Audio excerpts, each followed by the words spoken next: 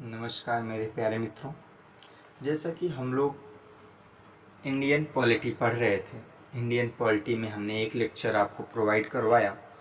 आज मैं उसके आगे प्रोवाइड करवाने चल रहा हूँ। तो मैं आप लोगों से यही कहूँगा कि वीडियो अगर आपको पसंद आए तो अपने मित्रों को ज़रूर भेजिए और चैनल को सब्सक्राइब ज़रूर करें। तो आइए मित्रों, हम लोग देखते हैं इंडियन पॉलिटी में पहला लेक्चर हम लोगों ने पढ़ा कि संविधान क्या होता है, और आगे हम लोगों ने पढ़ा संविधान की पूर्णता हस्तलिखित है, इसे किसने? श्री प्रेम बिहारी नारायण रायजादा ने लिखा था। यहाँ तक हम लोगों ने पढ़ा था। तो जैसा कि मैं उसके आगे मैं बात करने चल रहा हूँ कि संविधान के पृष्ठों में हिंदी को सजाने का कार्य जो किया, कार्य शांति निकेतन के कलाकार नंदलाल बोस द्वारा किया गया। और संविधान में कुल 395 अनुच्छेद में 22 भाग व 12 अनुसूचियां हैं। अब मैं बात करने चल रहा हूं कि वो अनुसूचियां हैं कौन और उसमें है क्या। जैसे आगे पढ़ा कि अब जो है केशव नंद भारती बनाम केरल राज्य 1993 के मामलों में अधिकतर न्यायाधीशों ने माना कि उद्देशिका संविधान का अंग है। ध्यान दीजिएगा कि अधिकतर न्यायाधीशों ने माना कि उद्देशिका संविधान का अंग है तथा उद्देशिका में भी संशोधन किया जा सकता है। क्या भैया? संशोधन किया जा सकता है, परंतु यह संशोधन आधारभूत संरचना के सिद्धांत के अधीन होगा। तो फिर प्रस्तावना का प्रयोग संविधान की व्याख्या के लिए किया जा सकता है, ये बताया गया है।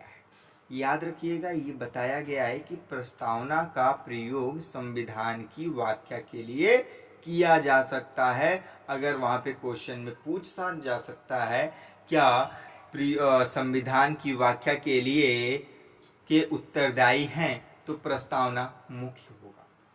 आगे जो बताया गया कि उद्देशिका में केवल एक बार 42वें संशोधन अधिनियम 1976 द्वारा संशोधन कर 3 नए शब्द समाजवादी, पंथनिरपेक्ष और अखंडता जोड़े गए हैं। याद रखिएगा, ये 3 शब्द जोड़े गए थे। कौन कौन से? समाजवादी, पंथनिरपेक्षता और अखंडता। ठीक है, आगे हम बात करते हैं। फिर तीसरी जो हमारी पॉइंट है वो है 26 नवंबर भारत में संविधान दिवस के रूप में मनाया गया और इसकी शुरुआत 2015 में की गई, क्योंकि यह वर्ष संविधान निर्माता डॉक्टर भीमराव अंबेडकर के 125वें जन्म वर्ष के रूप में मनाया गया था। अब हम जो पढ़ने चल रहे हैं, अब जो हम बताने चल रहे हैं वो बहुत ही इंपॉर्टेंट है कि संविधान सभा द्वारा स्वीकृति क्या क्या थी, कब मिली, किसको कब मिली। तो याद रखिएगा 22 जुलाई 1947 को राष्ट्रीय ध्वज तिरंगा को मिला। फिर 24 जनवरी 1950 को राष्ट्रीय ज्ञान जनगण मन के लिए स्वीकृति मिली और 24 जनवरी 1950 को ही राष्ट्रीय गीत वंदे मातरम को भी स्वीकृति मिली थी। ये याद रखना, ये वेरी वेरी इंपॉर्टेंट है।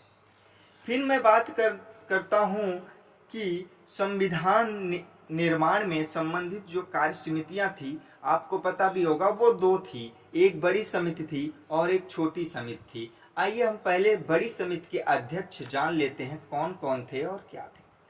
जब मैं बात करता हूं कि संघ शक्ति समिति की, तो पंडित जवाहरलाल नेहरू इसके अध्यक्ष थे और संघीय संविधान समिति के जो थे वो भी पंडित जवाहरलाल नेहरू जी ही थे।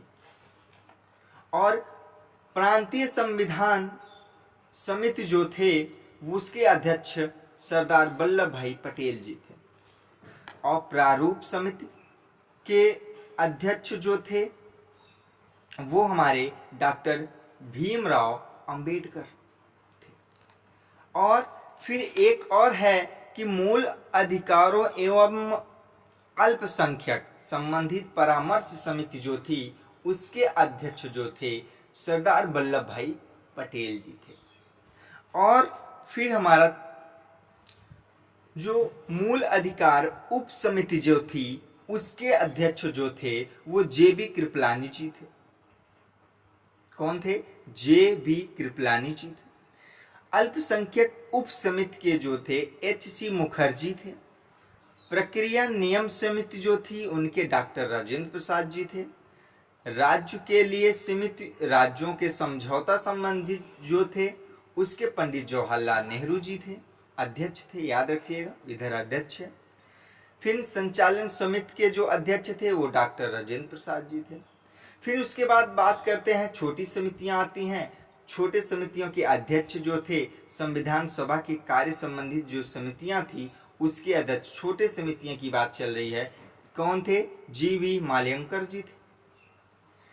कार्य संचालन समिति के जो अध्यक्ष थे वो डॉक्टर के.एम. मुंशी जी थे।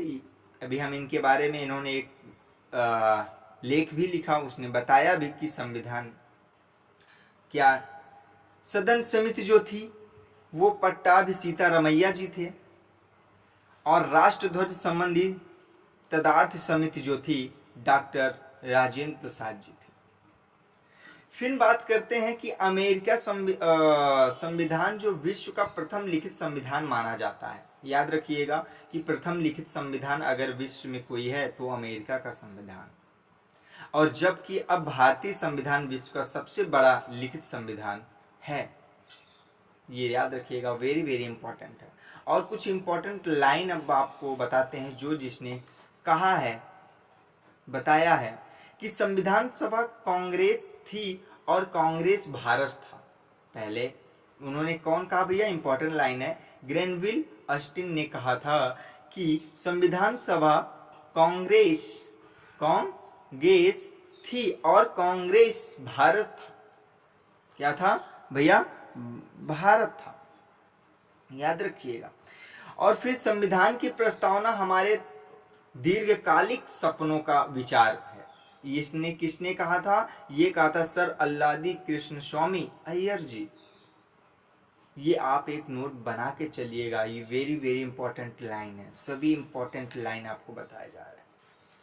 फिर बात करते हैं प्रस्तावना हमारे संप्रभु लोकतांत्रिक गणराज्य का भविष्य फल है। इन्होंने क्या?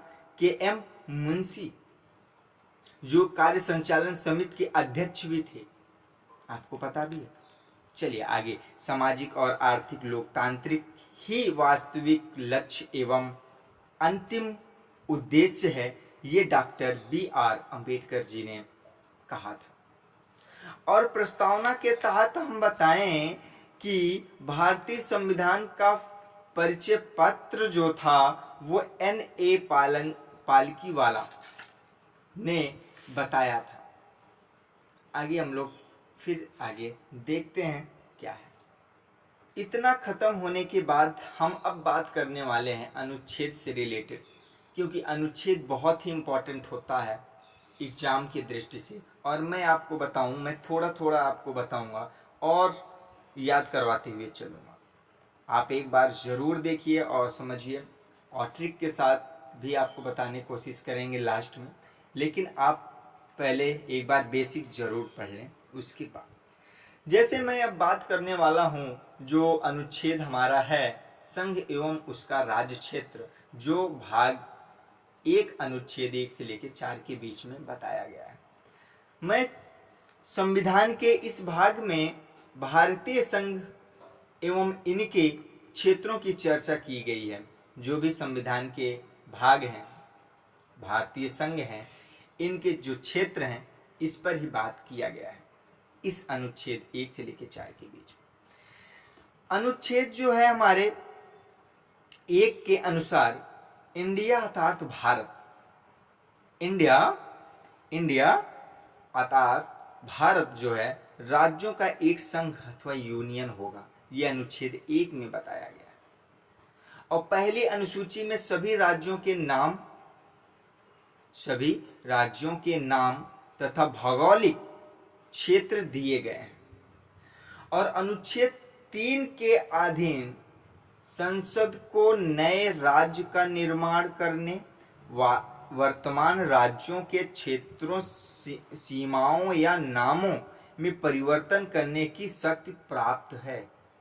अनुच्छेद 3 में के अधीन संसद को नए राज्यों का निर्माण करने, वर्तमान राज्यों के क्षेत्र, सीमाओं या नामों के परिवर्तन करने का शक्ति प्राप्त है। और इस प्रयोजन हेतु राष्ट्रपति के सिफारिश के बिना, याद रखिएगा कि इस प्रयोजन हेतु राष्ट्रपति के सिफारिश के बिना संसद के किसी भी सदन में कोई भी विधेयक पेश नहीं किया जा सकता है। ये वेरी वेरी इंपॉर्टेंट है, पूछा भी गया है।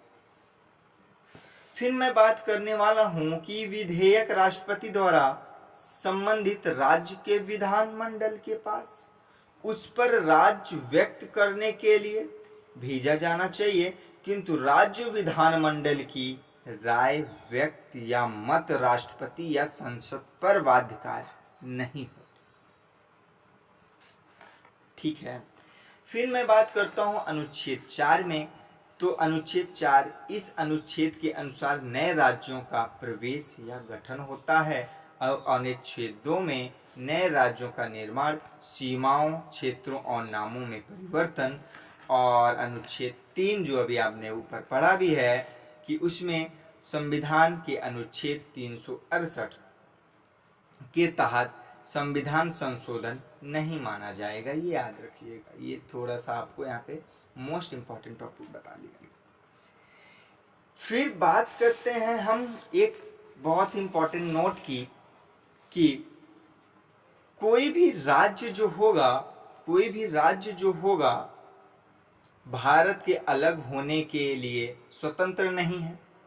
यथार्थ भारत विनाशी राज्यों का अविनाशी संघ है। जैसा कि आपको पता भी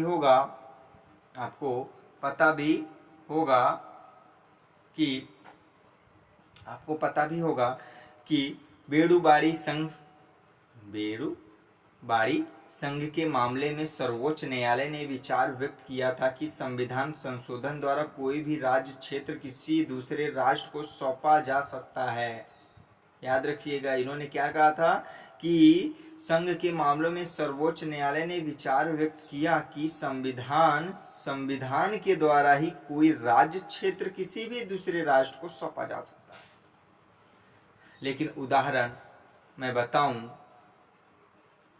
कि 9वें संविधान संशोधन द्वारा बेरूबाड़ी राज्य क्षेत्र पाकिस्तान को सौंपा गया तथा 100वें संशोधन संविधान के द्वारा कुछ भारतीय क्षेत्र बांग्लादेश को सौंपा गया।